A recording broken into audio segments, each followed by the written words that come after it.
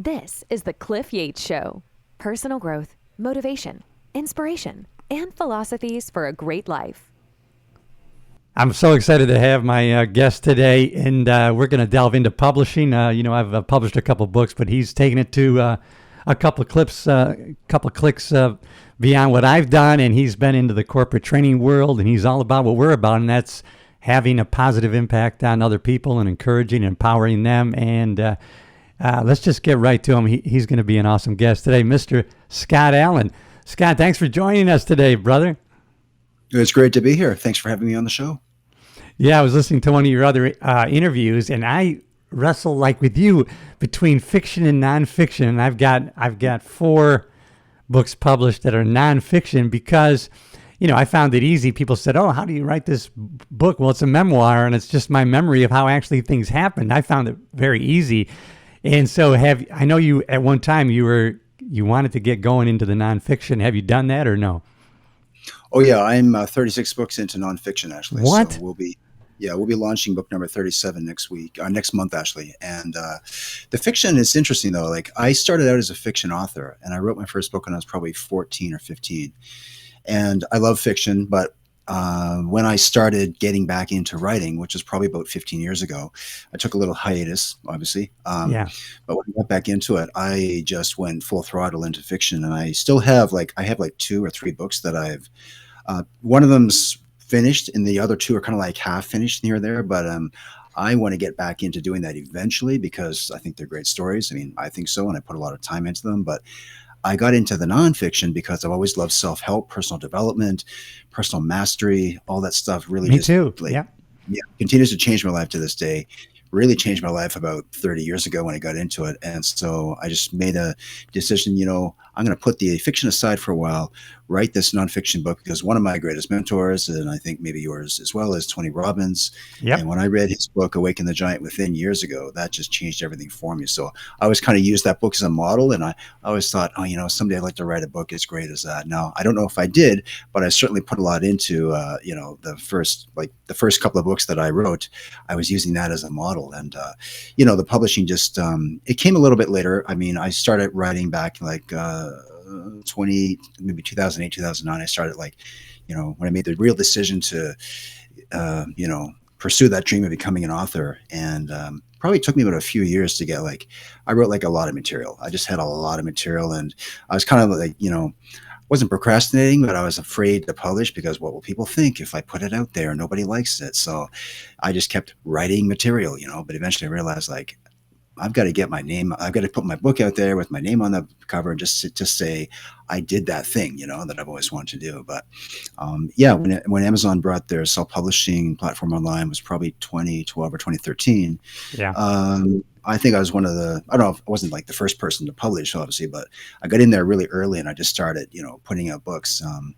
And I just kept improving them, I'd put them out and I changed the covers and I go back and re-edit them, and I just kept improving them until I finally got a really good system going, and I just didn't stop, I guess, just kept going with it. Yeah. Right. So, I don't think, man, I find it, and I see that I did like you. I was, I just found that I knew what I was reading. I was reading nonfiction books, tons and tons. On my Kindle, I probably have 90 to 100 and probably more. And so that's what I'm reading, so maybe that's what I should be writing. But I also noticed, and you probably have too, and maybe in your own books, so I've taken so many courses on fiction. I feel like I could teach it, but yet I haven't put anything out there. But I noticed, reading like David Baldacci, when he writes about the Vatican, or he writes this whole story, and then I realized, I wonder if that's true. And then I look, he has a lot of fact-based things in his fiction stories, right? I mean, it's amazing. Yeah, no, for sure. Yeah, I'd love to read a lot of those books, like Stephen Hunter, who, writes the Bob Swagger books, and I just love. That actually got me back into writing when I started reading those books. So, but to your point though, I would, he would have a lot of facts in the books, and I go and check to see if they're real. And of course, I grew up with, I guess, Tom Clancy and Stephen King and those authors. Yeah. So. I was always researching things on submarines and just things that, I was never in the military or anything like that, but always had an interest in creating those kinds of worlds, so. Yeah. But yeah, I kind of went from creating worlds in fiction to helping people create their ideal dream and the world that they want to live in, through nonfiction. So they're kind of related Right. in a way. Yeah. Yeah, I noticed, and God, going along with creating a fictional story with. Have you read any Robin Sharma's books? Oh yeah, sure. I've got The a 5 a.m. few. Club. Yeah, 5 a.m. Club, and the most recent one he put out last year. I can't remember the name of it, but it was one of his best ones, I thought. Yeah. Oh, good. I'm going to get that one. Yeah, because I'm rereading. I don't know if you noticed. So it was funny. I didn't even know that this was really what you should be doing. But so I remember once my mom looked at me and she, "Haven't you already read that?" And I go, "Yeah, this is my third time because I'm a different person now, and something else is going to be revealed to me in the second, the third, or the fourth reading." Right? Do you read books over and over again? I do, yeah, and I'm actually really into audiobooks. I think because like audiobooks now are all the rage, and Yeah. it's great. I mean, you can clean the house while listening to a book, and I don't know about everybody else, but I just don't have the patience I used to have, like sitting down and reading a book. Yeah. It just seems like it requires a lot more effort. So, and that's why I create audiobooks for all my books as well, because I know like a lot of people were asking me for them when I wasn't creating them, and when I started Yeah. putting them out, they were outselling the ebooks and everything. So, but yeah, no, to your point though, exactly. Like, I don't think you can learn everything from one book in just one sitting, even if it takes you, a few weeks to go through it. You actually pick up a lot more if you go through it like a second or third time. And I go through it. I have highlighters everywhere. I'm highlighting everything, especially in the Yeah. nonfiction. Right. Yeah. Yeah. Matter of fact, I was going over to the 5 a.m. Club again. I go, wait a minute. I noticed because it's on my Kindle Scribe, and I had made all these highlights. And I go, wait, I can just hit a button. I can go through all my highlights that I knew was important the first time. So I'm doing that. But it's really fun. I found it fun. Even I did my own audiobooks too, and I mean it's pretty technical. I mean they make sure, and gladly so, that they have a high quality control standard on Amazon Audio, which I like. So it's not that it's really, it's not that it's pretty simple. Maybe it's not easy to do, but it's pretty simple if you follow certain things. And they just don't want people turning their volume up and down. So I like that they have quality control. But I really had fun doing it. And matter of fact, I did it. I don't know where you did it, but the best sound booth you can have is I just got in my closet with clothes and I got a sound blanket on the floor and I did it in there. But I had fun doing it. But it outsells the paper and the ebooks by almost double, right? Yeah, for sure. Yeah. Yeah. It was interesting with the audiobooks. I think I did two of them on my own, and they took me a long time. And I just didn't have the time to, I had a lot of things I wanted to create, and these were just taking a long time to record. So I started outsourcing them, and I interviewed quite a few audiobook, recording artists, and, found someone whose voice was close to me. It wasn't me, but their voice was close to mine. I actually ended up outsourcing most of it. So I still do that. I work with a company in particular. They do my books in German, Spanish now. The German line we haven't launched yet, but they're recording the audiobooks right now. And, they're just great to work with. But yeah, they're doing my English books as well, just because I don't have that bandwidth really just to put into it. But, I do get people saying, well, would like to see the book in your voice. So Yeah. I do enjoy it when it's in the author's voice, especially the nonfiction books.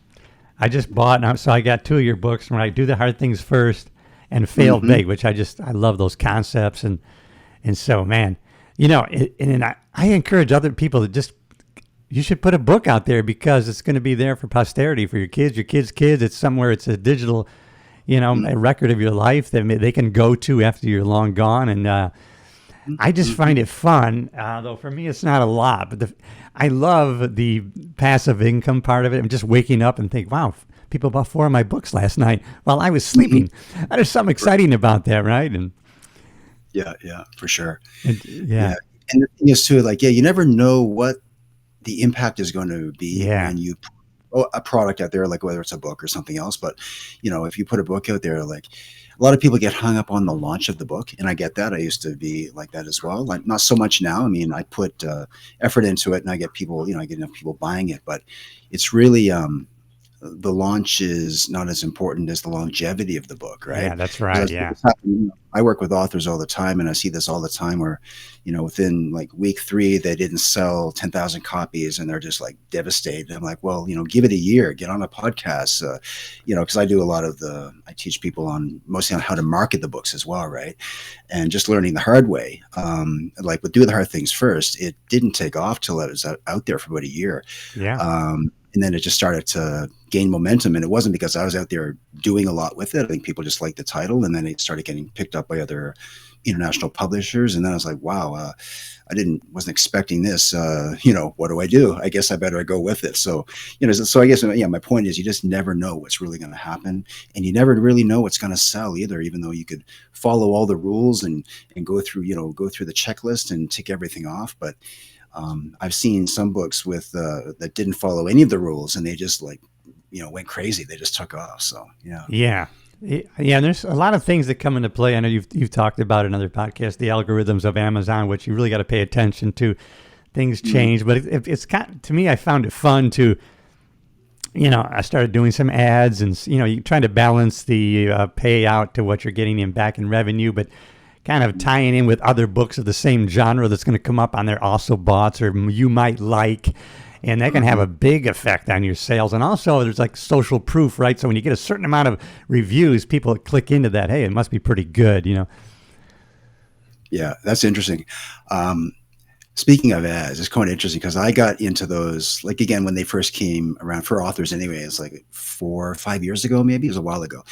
And it was interesting when I first set up my first ad, I just set up like 1 or 2 ads, knew nothing about it, you know, and I'm just like that. I'll just go in, try something, see Yeah, what me too. happens. You know? Yeah. Yeah. And and at the time, because, you know, with any new ad platform, you don't have to do a lot of hard work to get good results. It was that way back in the day with Google ads and Facebook ads. But anyway, I just set these ads up, and the sales just skyrocketed like overnight for this one particular book that I was targeting, right? It's not like that now.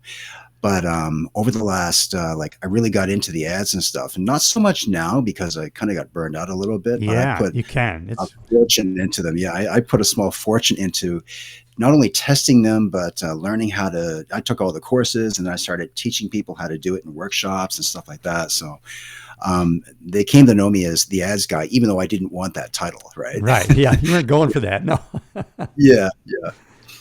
But yeah, they were fun. I mean, I don't know if they were fun. I mean, not everybody enjoys them, but I think the point there that I think you made is like, yeah, if you want visibility, it is important to do the ads, but it's not the only thing that you should be doing for marketing your book, because there's other No. like getting on a podcast and getting really like visibility, and you know, it could be like having a newsletter, things like that. So Yeah. you know, a lot of things you can be doing, and eventually you've got to, I think, tone it down to like those 2 or 3 things that are really working for you. So Yeah. There's God, I'm trying to think of her name, but Alessandra Torre is a gal who she has a great she puts on a conference every year for authors, and she's a fiction writer, and she lives in Key West. But in her yearly, I don't know, seminar or whatever, is just because every aspect is hit, you know, marketing, you know, writing and cover design and all these, she covers it all. But you're right. Just like I got a big bang for like on Goodreads giveaways. And so, you know, for like a couple $100, you can determine how many ebooks you're going to give away. And so you don't have to worry about delivering it or having it printed or mailing it out. And then people will bid on those giveaways, and it could be 1,000 people, and you're giving away 40, 50 copies. But then everybody who entered that is going to give, and everybody who gets a book gets a follow-up email to leave a review. And I found out it runs 3, 5, 6% of those people will leave a review on Amazon for you. And reviews are really important. And just that interaction tells the computer that people are interacting with your book, and that's kind of part of the deal. But I found it fun. But some people might find it, work intensive. But I really kind of enjoy. You're getting me fired up to get into another book, Scott, because it is really fun to do. yeah, it's fun to do. It's fun to learn these things too. Yeah, I did 1 or 2 of the Goodreads giveaways. I think I probably have to do another one. I don't spend a lot of time on that site, probably because I'm on other sites doing other stuff. And Yeah. but what was I going to mention? Yeah, about the reviews, like that.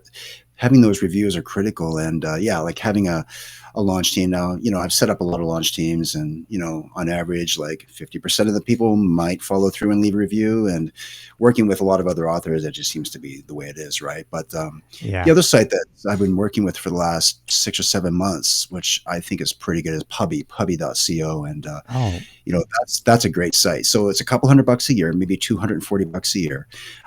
You're allowed to do, so what you have to do is you have to leave reviews for other people's books. But the way that the system works is that it's not like a reviews, that's not review swapping, which Amazon doesn't actually want us doing.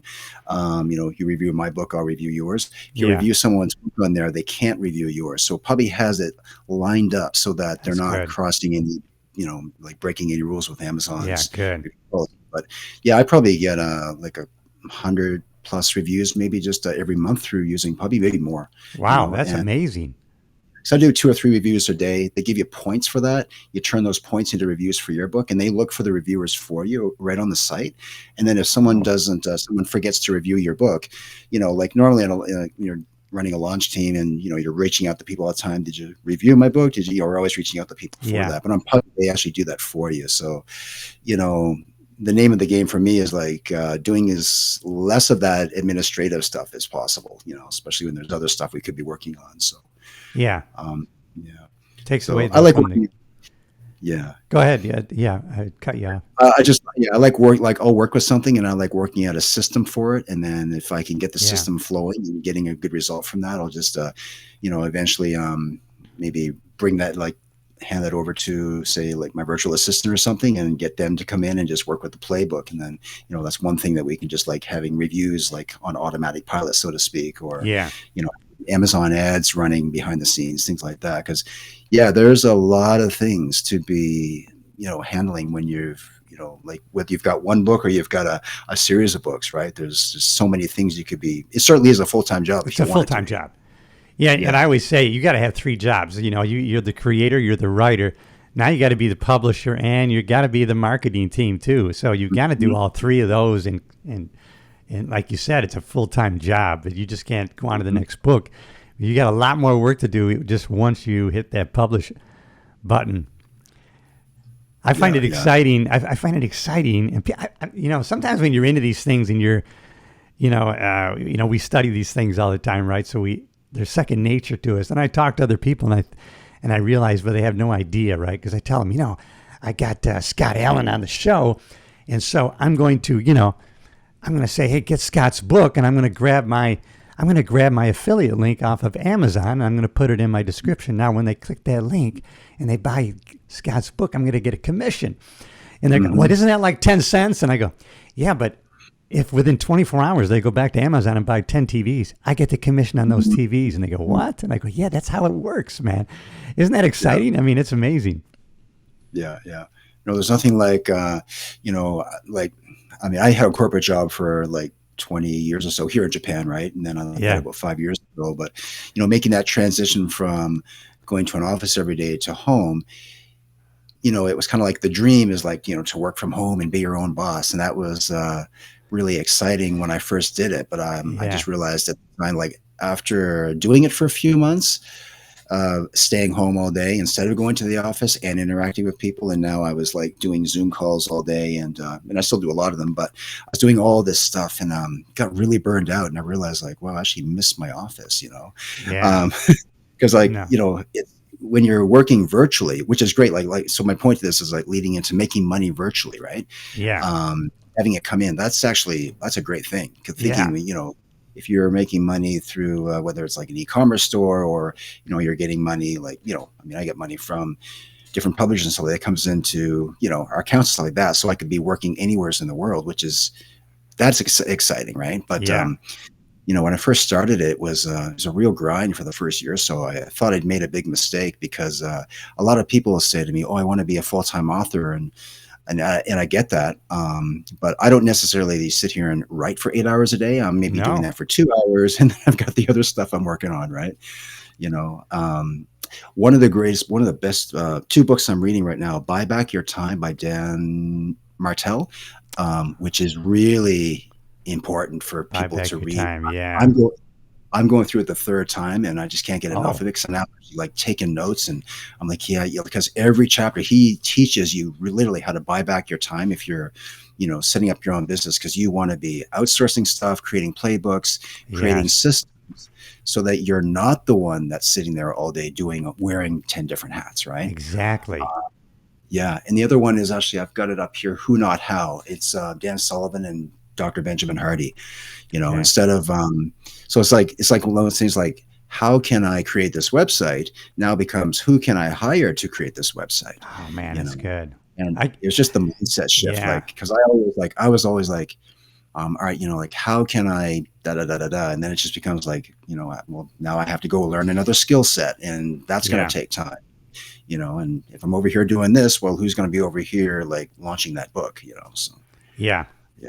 Yeah, I find that I get caught in that trap too, because from a Tony Robbins standpoint, you have an unlimited mindset, right? Well, I can do that, and I can do that too, which is Mm-hmm. good to be constantly learning. But as you said, you can kind of get into the weeds where now you're not doing your creative self anymore. You're busy doing all these other things that you could farm out, and the money making tool and the time saving tool is in delegating things that you don't need to be doing maybe anymore. Maybe, it's good to know everything, but maybe not to be doing everything all the time. So I think, yeah, that's important to do Oh yeah, that. for sure.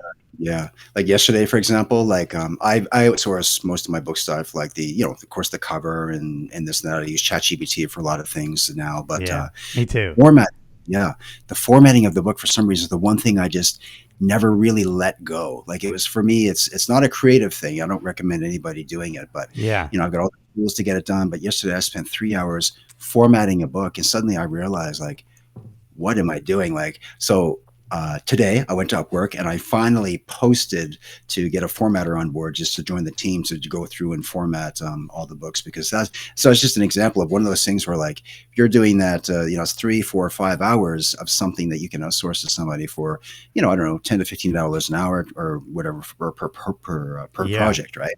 But that's just an example of one of these things where it never occurred to me I should actually be outsourcing this as well, because I'm outsourcing almost everything else. And sure, you need money for that, but then again, you have to look at it like, you're going to get the book out there, and the longer it takes for you to get it out there, the less money you're making. So you want to get it out there quickly.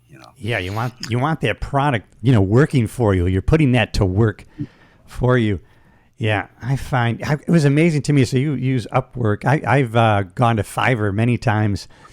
I can't, and it's amazing the quality at a low price range for certain niche things that you can get. I mean, just having the person do my announcement for my podcast, maybe it was $30 or whatever, and they gave me like 4 different, like intros, outros, and just excellent Hmm. stuff.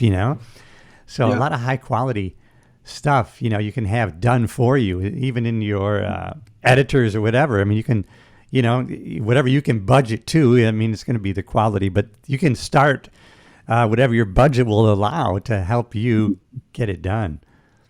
Oh, for sure. Yeah. So actually, Fiverr is actually 90% of the people I hire are on Fiverr. And Yeah. then I do, like, the reason I mentioned the formatting is because, for somebody who I'm thinking of joining my team kind of like as a part-time, maybe I just would rather have them more of a, like, part of our team. Like, Fiverr is great for like one-off projects, but I do have like cover designers and people that have Yeah, just I do done too. like Yeah. projects for us. Yeah. So actually, I love Fiverr. It's always like, it can be hit or miss. You don't always, it's just like any workplace or job. You don't always strike it big with every person you hire, but that's just the way it is. You just try somebody, they don't work out, you got somebody else you can try. Yeah. And like you said, you're not investing like thousands of dollars into it or losing anything big. You tried something, it Yeah. didn't work, you go to the next person. So I'm going to get that yeah. book, Buy Back Your Time. I'm finishing a health coaching training by a guy named Mark Sisson. He's in his 70s. He's pretty jacked up, and I'm loving it. It's been 8 months into this thing. But I don't really want to do much health coaching, because then I'm trading time for money again. I don't really want to do that. But so I'm thinking of maybe I'll set up shop with it, maybe through a web page or a landing page. And because I can do it like this anywhere in the world, right? Someone in Japan might be interested in the health coaching deal, but I don't really want to do much of this. Maybe I'll just put a high price ticket on it, and that'll if I do it, it'll be worth my time, right? So For sure. I'm thinking about doing that, but I'm already got a podcast. I got books, and maybe I'll do a book that's related to those that health training. But I like having things working for me, while I'm sleeping. I just love that affiliate marketing, and the books as a business model, right? Do you love that? Oh, I do. Yeah, absolutely. And like I said, you just never know what doors it's going to open up for you, right? So, Yeah. I mean, I get to do the thing that I think I always wanted to do was write books and make a living from it. Like that was, and it was interesting back when I actually started making a few dollars from the books back in the day. When I first published, it was almost like I didn't really believe it. It's like, okay, well, they sent me like $20 this month, and it was like 50, and then it was more, and it was more, and it's like, oh, well, that's neat. I'm getting some pocket money, But then, after I put out like the third or fourth book, it started, some of the money coming in, like some months was actually bigger than my corporate paychecks. I was like, and it still didn't seem real. Like it was like almost like a dream. But then I thought, I got to put out more books and see what happens, which I did. And then of course that just adds more, fuel to the fire, so to speak. Right. So, but the point is like, it was exciting, and it still is actually like figuring out ways to make money. And, because it's really, I think to me, like that is limitless, like that is endless. Like there's like, and that's why I think buying back your time is so important, because if, if you could create like 3 or 4 of you, imagine what you could get done. Well, maybe what if I could just train people in the way that I do these things? And I think that's kind of where like I always fell through the cracks a bit, because I would like lose patience. I'm like, oh, they're not doing it as well as I could. And this is what Dan Martell talks about in the book. He's like, that's the one thing that's holding you back is, you're telling yourself that only you can do it. And it's just, I think it's just an obstacle that everybody has to get rid of, so. Yeah, God, that is interesting. That whole, I'm going to have to buy that Who Not How. Yeah. Wow. I produced some of my own comedy shows when I was doing stand-up, and I started, renting my own theaters out, and people would come to see me, pay me to see me, and then I would hire headliners and got all these great connections. And then my mentor, who mentored me, a national headliner, he kind of taught me how the comedy shows are supposed to go, and so that's how I ran them. And then, but you get in, then you do find out that, man, a lot of people, they're not running these things right. That's not how you're supposed to be doing it. So you really kind of get hooked on doing it yourself. So in that regard, I loved being the shot caller. I loved being the person that, decides, when how much we're going to charge, what we're going to open, and all those things. So that was kind of fun, but it's trading time for money again. I started losing my passion for doing that. And I love doing the podcasting, and still like the writing part too. Yeah, I think as soon as you decide to take charge of the situation and that you're going to make it right and everything, you're trading time for money, because now you won't let anybody else do anything for you. So, it's kind of, it's an interesting trap to fall into, but it is a trap, I think. Yeah. I don't know if it's part of like perfection, not really perfectionism. I think for me, it's just like, I don't know. I have a certain way of doing things. I know it works. So, if I'm hired out to somebody else, what if they don't do it the way that I want it done? But what I've learned from that is that my way of doing it wasn't actually always the best way to do it. And somebody else actually showed me a better way. And I'm like, wow, I hadn't actually thought of that. Like, I wasn't really, I think like I'd hired someone a while back just to do like a one-off project. And she was trying to show me a different way of doing it. And I wasn't open to it. I was just like, no, this is the way I do it. But after I kind of folded under the pressure, she showed me the better way of like organizing this thing. I was like, oh, okay. It actually is better to listen to other people. And, they actually do. Yeah. I'm not the smartest person in the room. So did you find maybe in you do a lot of coaching and empowering other authors or people that want to produce books? I do. Yeah. So I work with authors every day, and, probably like, depends, maybe 10 to 20 people per week, I think. So okay. I do a lot of Zoom calls, but there's a lot of like, not so much like, here's how to write a book, but really just getting the book to market, I think, and getting it published. They do the writing, of course. So I don't give like writing lessons, they have to write the book, but I will show them how to get it published, launch it, market it, which is really the area where, a lot of people, it's kind of like the big gray zone where like a lot of people are not comfortable with the marketing. And I don't have a marketing background. I just learned and still learning a lot of this from doing this stuff and taking courses and learning from other people and just trying stuff. So Do you find I found this in like stand-up comedy. I had so many people, I want to say hundreds, I've always wanted to do that. I really would like to do stand-up comedy, and I go, oh, well, this is how you would get started. We'll get you 3 to 5 minutes. We'll get to an open mic and we'll do it this way. And hey, I have a guy that puts on a weekly thing, and you'll just get up and do your 3 minutes, and then I'll work with you on it.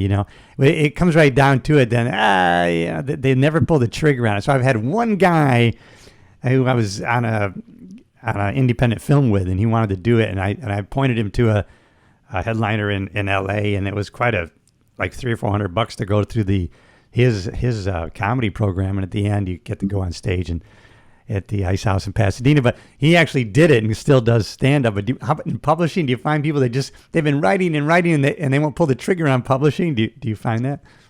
All the time. Yeah. No, I wouldn't say it's not 80% of the people I work with. Yeah. It's maybe 20% still. And I've even people where they were right up to the point where like the book was done, edited, we had the cover, they were ready to go, and they still wouldn't publish it. And then they kind of dropped off, they just went away and did their thing. And I don't think they ever published it. I had a few people like that, but yeah, that's a good point. Like that's, I've worked with a lot of people where, and I get it. Like writing a book is an exciting thing, just like a lot of things that we want to, be a musician or you want to write a book, right? It's exciting to think about getting on stage, but when you're actually out there, you realize like, wow, this is actually a little bit scary. I've never done this before, but that's where you grow. Like that's, if you just can work through the imposter syndrome, which that's a real thing. If you can work through that and just like for me, it's simple. Like I have a 2-hour block every day, and I just teach everybody the same thing. It's like show up every day. You got your 2 hour or 1 hour, like whatever it is you can afford to, to write in. Like this, show up and do your 1,000 words. Like, that's what I do, and I can't even type still. Like I'm not a typist, right? But I'll show up, account, and then if I can do it first thing in the morning, it's done for the rest of the day. And sure, I may do some more like writing throughout the day, but if I can get that minimum word count done, you do that for 30 days, you've got a rough draft done after like exactly. Yeah. So and I find I did this in all my life. I do things for the wrong motive, but in the end, the side effects are great. So when I was in high school, I took typing really to be around the girls. So I became a fast typer, man. I can probably, even to this day, I tested myself. I can do 40, 50 words a minute pretty easily. And so I was a great typist, man. And I'm left-handed. So, and I was in the LA Sheriff's Department. We write our reports. I was just horrible because I couldn't even read my own writing half the time. And so if I'm in a hurry and I have to do a lot of writing, and then when we had to initially we had to do things in pencil. Of course, the way I write, I smudge all my own writing. And then when the department switched to digital and typing reports in the computer in the car, man, my whole career turned around. And then, so for me, and I really I have this, I forgot what I use, but the writing software that I use is Atticus. And I just love having a word count thing. I don't know. I just like hitting that. There's a dopamine hit, I guess, from doing that, right? But I type really, really fast, but I can see where I enjoy it too. It's like, I just love the fact. Sometimes I just write a daily journal just because I love the act of doing it. So to me, it's natural to do it, but I do love having a word count. I guess some people say don't have that, but like you say, if you just set that 1,000, because then half the time you're into 2,000, 3,000, but just get that 1,000 in. That's pretty easy to do. Yeah. Yeah. And the reason I just go with the word count is because it's a trackable goal, so, I mean, you can set, you can set your timer for an hour and still sit there and do nothing. But at least if you get, and it doesn't have to be 1,000, maybe it's 500, or some people, I know some fiction authors were doing like 5,000 words a day. It's like, wow, they were really fast typists too, or they were able to use speech to text and just get the material done really quickly. yeah, where I was leading with that too, I guess, was like, even though, try to break things down, like in a simple format for people, they still Yeah. get, and we all do. I mean, writing is a lot of work. So there's probably, you may have experienced this, like the halfway mark, and there's like the 80% mark where Yeah. like you're almost done, but it still feels like like, am I ever going to get there? Am I going to finish it? And Yeah. yeah, That's it's hard pretty to get amazing. advice for Yeah. that. I Yeah, think, yeah. do you find this, it's hard to get people to, because I've, just with friends trying to encourage them to like, well, don't worry about, you can't be, you got to be in your creative mode first. It's okay that if the whole thing is shit, it's all right, because guess what? Who's going to read that draft? Nobody. So Hmm. that is why it's a first draft, because no one's going to read that. Writing is rewriting, right? So don't even worry about that. And then later go into the editing mode. Don't confuse the two. You can rewrite later, but in the initial, just start spitting that stuff out, right? Hmm. Exactly. Yeah. So one of the best books that I've read on writing is On Writing by Stephen King, and Yep, it's I've written. interesting. Oh, I love that one. Yeah, It's great, and I think he's got some like images in that book of his earlier writings, and you look at it and you think like, well, he's Stephen King and he probably is, writes to perfection, right? But if you look at it, it's like everything was like all marked out by his editor and all that. So you realize like, well, even the great ones have, their writing's not perfect, because like you said, the rough draft is the rough draft. And yeah, I have a lot of people get caught up in that. So like, well, they're actually afraid of writing, because what if yeah, it's not very good? And it's like, well, what if it's bad writing? It's like, well, bad writing eventually, and I don't even like to frame it as that, because that's no, like, you're practicing something, you're practicing a skill that you've never, like really, I mean, sure, we write emails and, reports in school and stuff like that, but suddenly, people are like, I'm writing a book, and suddenly their mindset goes like, they think that yeah, they have to be Hemingway to actually sit down and, yeah. and do it. It's a mind game, a lot of it, right? But Oh, it I is. just view it as, if you think of it as like, it's just creative fun, you're just showing up to do something that you've always wanted to do, hopefully. Um, and you stay committed to it, like you will get it done eventually. So, It's never going to go away, because I was reading about how and why the movie wasn't as good as the book, because it was written in such a way that the picture was painted but not quite complete. And so as we're actually writing part of the story ourselves, right, we're filling in those blanks visually. And so we created part of that world. So actually we're part of the book as we read it. And so in the movie version, that doesn't match with what we created. So of course it's not going to be as good as the book, because we were part of the creation in the reading, right? And that's kind of an exciting part of it. yeah, no, for sure. Yeah, there are very few movies that were as good as the book, I think. But And I think it's because of our part that we play in the book we're reading, with that we are, not everything that bar that we walked into with the mirror on the behind the bar, but there was still was stuff left out that we filled in, and so we created that bar scene a little bit when we're reading it, right? yeah, and I think by reading the book first, we had already developed those expectations for how we Correct. wanted the movie to look before, That's right. yeah. Oh man, that's great. Listen, well, I want to be respectful of your time, and I'm going to send everybody to Scott Allan Publishing with 2Ls.com. They can get all your books there. They're all on Amazon and all the formats, right? E-paper and audiobook, because I know you're a good author. You do all formats, right? Audiobook and hardcover as well. Yeah, for the Ah, most part. great. So, yeah, and they're in, like, depending on the book, some of them are in multiple languages, depending on where you're living. So, my goal is just to help people, build a great life. If I can just sum it up into one sentence. Yeah, build your own great life. You can do it. We are the writer of our story, right? So, I mean, hey, you're not leaving something behind. You're going to a next chapter, and that's something you can help people do by either reading your books, which are so empowering, or maybe they can even work with you. So go to your website, scottallanpublishing.com. And man, you're awesome, Scott. And it's so great that you spent this time with me. I really appreciate it. And any final thoughts before we go? No, just, if for anybody out there is listening, if you got something that you wanted to do, it doesn't have to be writing a book, but whatever it is, just write it down on paper, write down some steps that you can take to get yourself started, and just show up every day and take one action to move yourself forward. Couldn't say it any better than that, Scott. So, hey, everybody, I'll see you at the next episode. Subscribe to the channel, please. Be part of the team.